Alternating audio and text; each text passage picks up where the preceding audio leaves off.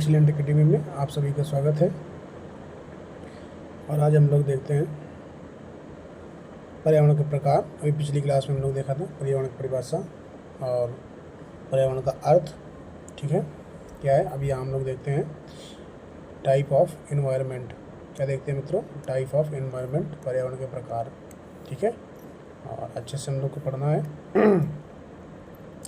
पर्यावरण एक जैविक एवं भौतिक संकल्पना है। क्या है? पर्यावरण एक जैविक एवं भौतिक संकल्पना है। इसके लिए इसके अंतर्गत केवल प्राकृतिक वातावरण को ही नहीं बल्कि मानव जाति पर्यावरण जैसे सामाजिक एवं सांस्कृतिक पर्यावरण को भी शामिल किया जाता है। अब पर्यावरण के प्रकार में क्या क्या है? समानता पर्यावरण को 3 भागों में बांटा गया है मित्रों। कौन कौन कितने भागों में बांटा गया है? 3 भागों में, ठीक है। 1 2 3 3 भागों में बांटा गया है, ठीक है मित्रों। अब कौन कौन से बांटा गया है ये हम लोग देखते हैं। नंबर 1 देखते हैं हम लोग। नंबर 1 में क्या है? प्राकृतिक पर्यावरण, नेचुरल एनवायरनमेंट। अब नेचुरल एनवायरनमेंट क्या है? प्राकृतिक पर्यावरण जो प्रकृति के द्वारा है, ठीक है। इसे भौगोलिक पर्यावरण कहते हैं। इसे भौगोलिक पर्यावरण भी कहते हैं। प्राकृतिक पर्यावरण के अंतर्गत जैविक एवं अजैविक तत्व शामिल हैं जो पृथ्वी पर प्राकृतिक रूप से पाए जाते हैं। कौन कौन से प्राकृतिक रूप से पाए जाते हैं? देखिए अभी। दूसरा है मानव निर्मित पर्यावरण, मैन मेड एनवायरनमेंट, जो व्यक्ति के द्वारा बनाए जाते हैं। कौन कौन से हैं? व्यक्ति के द्वारा बनाए जाते हैं, ठीक है। अब मानव निर्मित पर्यावरण के वे सभी स्थान सम्मिलित हैं जो मानव ने कृत्रिम रूप से निर्मित किए, मतलब जो कृत्रिम रूप से बनाए गए हैं वो मानव निर्मित पर्यावरण है, मेड एनवायरनमेंट, ठीक है।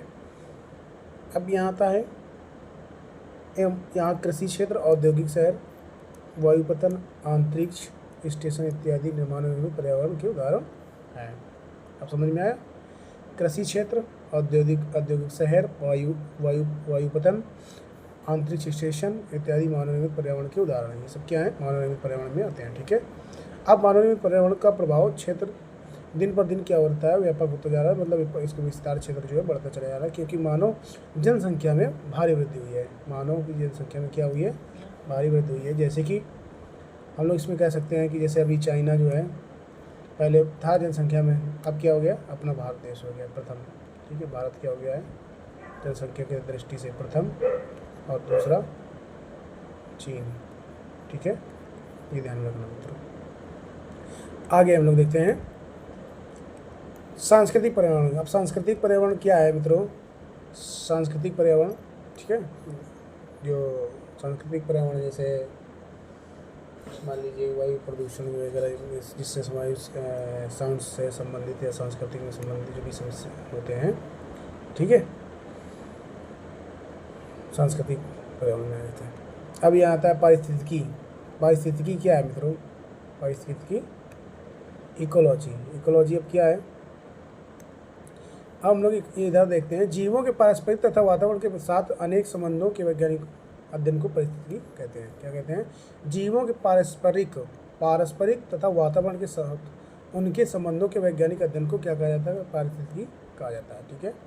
पारिस्थितिकी शब्द का सर्वप्रथम प्रयोग सन 1869 में 1869 में जर्मन जीव विज्ञानी अर्नेस्ट हैकेल ने किया था। यह ग्रीक भाषा के 2 शब्दों से बना है, ओइकोस जिसका अर्थ घर और लोगोस मतलब है, इसका अर्थ है अध्ययन, घर का अध्ययन, ठीक है। एक तरीके हम लोग क्या कह सकते हैं? घर का अध्ययन, ठीक है। आगे हम लोग देखते क्या है। ये हम लोग क्या पढ़ रहे हैं मित्रों? ये पारिस्थितिकी पढ़ रहे हैं। पारिस्थितिकी मतलब समझ रहे हैं? इकोलॉजी क्या है मित्रों? ये है इकोलॉजी, ठीक है। इकोलॉजी पढ़ रहे हैं हम लोग, ठीक है। एक बार फिर से हम लोग परिभाषा को देख लेते हैं। जीवों के पारस्परिक तथा वातावरण के साथ उनके संबंधों के वैज्ञानिक अध्ययन को क्या कहा जाता है? पारिस्थितिकी कहते हैं। पारिस्थितिकी शब्द का सर्वप्रथम प्रयोग सन 1869 में जर्मन जीव विज्ञानी अर्नेस्ट हैकेल ने किया था। यह ग्रीक भाषा के 2 शब्दों ओइकोस इसका अर्थ घर और लोगोस इसका अर्थ है अध्ययन करना, ठीक है। आगे पारिस्थितिकी वह विज्ञान है जो सामान्य रूप में एक तरफ जीवों का तथा उनके भौतिक पर्यावरण में तथा दूसरी तरफ जो है क्या करते हैं? विभिन्न जीवों में अन्योन्यश्रित परस्पर अभिक्रियाशील तथा परस्पर अंतर संबंधों का अध्ययन करता है। 1559 परिस्थिति की जगह विभिन्न जीवों के मध्य में आपसी संबंधों के अध्ययन करने वाले वैज्ञानिक कौन थे? I.J.S. हिलेयर, जिसने जीवों के मध्य आपसी संबंधों के अध्ययन करने का विज्ञान निकाला, खोज निकाला। ठीक है, उसके कौन से 1959 ईस्वी में परिस्थिति की जगह I.J.S. हिलेयर थे। ठीक है, जैववास्की इकोलॉजी इनको कहा जाता है। ठीक है, अब आता है, नाम दिया गया इनको। अब आगे क्या आता है मित्रों? परिस्थिति संगठन के विभिन्न स्तरों का अध्ययन। परिस्थिति संगठन के विभिन्न स्तरों का अध्ययन। ठीक है मित्रों, जीव व्यक्ति क्या है? जीवष्टि। अध्ययन की मूल इकाई क्या है? जीवष्टि। समष्टि क्या है? ये ऐसे लिखा हुआ है, ध्यान रखिएगा, पढ़ लीजिएगा, व्यष्टि। ठीक है, टाट मंत्र के पास, और ये लिखा है जीव। ठीक मित्रों, अध्ययन की मूल इकाई को क्या जीवष्टि कहा जाता है। समष्टि क्या है? जीवों का एक समूह जिनके दायित्व, जिनके विभिन्न समष्टि वाले जीव एक निश्चित क्षेत्र में रहते हैं और एक दूसरे से परस्पर संबंध बनाए रखते हैं, इसमें क्या कहा जाता है? समष्टि कहा जाता है। अब आता है मित्रों समुदाय। अब समुदाय क्या है? समुदाय जीवों का एक समूह, क्या है मित्रों? जीवों का एक समूह जिसमें विभिन्न प्रजातियों के जीवों की संख्या जो एक क्षेत्र में निवास करती है। कहाँ पर निवास करती है? एक क्षेत्र में निवास करती है, एवं एक दूसरे के साथ परस्पर संबंध बनाए रखती है। क्या करती है? परस्पर संबंध को बनाए रखती है। जीवों का एक समूह जिसमें विभिन्न प्रजातियों के जीवों की संख्या को जो एक क्षेत्र में निवास करती है एवं एक दूसरे के साथ में परस्पर संबंध बनाए रखती है, उसे क्या कहा जाता है मित्रों? समुदाय कहा जाता है। किसी भी प्रकार की कोई दिक्कत हो आप कमेंट के माध्यम से बता सकते हैं कि सर इस क्लास में यहाँ पे गलती है, कोई समस्या है, आप उसको मैं देख करके सही करने का प्रयास करूँगा। ठीक है मित्रों, आगे परितंत्र क्या है? जीवों के एक समुदाय और उनके भौतिक पर्यावरण और उनके भौतिक पर्यावरण के संबंधों, भौतिक पर्यावरण के क्या करते हैं? संबंधों को दर्शाया जाता है, यहाँ पे के कारण एक पारिस्थितिकी इकाई का निर्माण होता है, उसको क्या कहा जाता है? पारितंत्र। ठीक है, हैबिटेट क्या कहा जाता है? पारितंत्र। ठीक है, समझ में आया भाई? आगे पृथ्वी पर 4 प्रकार के पर्यावास हैं। पृथ्वी पर 4 प्रकार के पर्यावास हैं, कौन कौन है? नंबर 1 है स्थलीय, दूसरा अलवणी, ज्वारनदमुख, समुद्र। इसमें स्थलीय क्या है?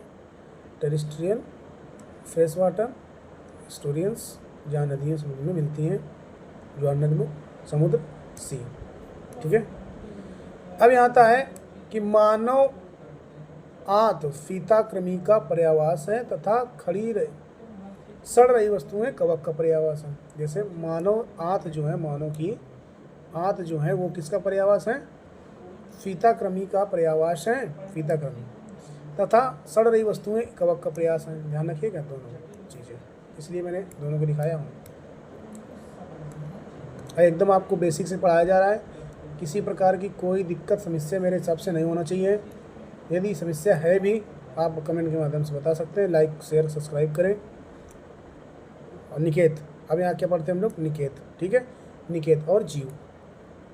निकेत के पर्यावास में किसी प्रजाति के कार्यात्मक लक्षण निकेत कहलाते हैं। क्या कहलाते हैं? कार्यात्मक लक्षण क्या करते हैं? निकेत कहलाते हैं। पर्यावास में किसी प्रजाति के कार्यात्मक लक्षण निकेत कहलाते हैं। निकेत, ठीक है, ध्यान रखिएगा। निकेत अद्वितीय होता है। क्या होता है? निकेत अद्वितीय होता है। अब आता है विलगन। 2 प्रकार के होते हैं। विलगन कितने प्रकार के होते हैं मित्रों? 2 प्रकार से होते हैं। कौन कौन से होते हैं? भौगोलिक और जनन। भौगोलिक और जनन, ये देखिए मैंने बताया आपको, ये निकेत का ये मैंने बना कर बताया आप लोगों को। किसको बनाया? ये जो बना हुआ है ना निकेत का, मैं इसलिए भाई देखो सबको मैंने हर तरीके से एकदम सिंबल से भी मैंने देखी बात पढ़ाया। ये निकेत है, ये पर्यावास है। निकेत होता है सबसे अंदर वाली कल, ये क्या है? पर्यावास। ठीक, हाँ, ध्यान में रखिएगा। और आता है भारत में ज्वारनदमुख परिस्थितिकी तंत्र के उदाहरण हैं। पूछ सकता है आपसे क्वेश्चन कि भारत में जो ज्वारनदमुख है वो किसका उदाहरण है? पारिस्थितिकी तंत्र का उदाहरण है। ध्यान रखिएगा, क्वेश्चन पूछा भी गया एक बार। डायमंड हार्बर पश्चिम बंगाल, पेनार मुहाना, ये कहाँ पे है ज्वार नदमुख? ये जो ज्वार नदमुख है ये डायमंड हार्बर पश्चिम बंगाल में है और पेन्नार मुहाना आंध्र प्रदेश में है। ठीक है, अब आगे क्या है देखिए मित्रों, आगे हम लोग देखते हैं शाकाहारी, शाकाहारी, मांसाहारी, सर्वाहारी, अपघटक। अब इनके बारे में शाकाहारी कौन होते हैं, मांसाहारी कौन होते हैं, सर्वाहारी कौन, अपघटक कौन होते हैं। ठीक है मित्रों, ठीक है। अब पारितंत्र इकोसिस्टम के बारे में सिस्टम देखते हैं हम लोग, किसी बारे में देखते हैं परितंत्र के बारे में, इकोसिस्टम। ठीक, प्रकृति में जीवों के विभिन्न समुदाय एक साथ रहते हैं और परस्पर एक दूसरे के साथ अपने भौतिक पर्यावरण के साथ एक परिस्थिति इकाई के रूप में अन्योन्य क्रिया करते हैं, इसे ही परितंत्र कहते हैं। क्या कहते हैं? इसे ही परितंत्र कहते हैं। ठीक, आगे परितंत्र की एक दूसरी भाषा में हम लोग देख लेते हैं। परितंत्र या परिस्थितिकी तंत्र शब्द की रचना 1935 में एजी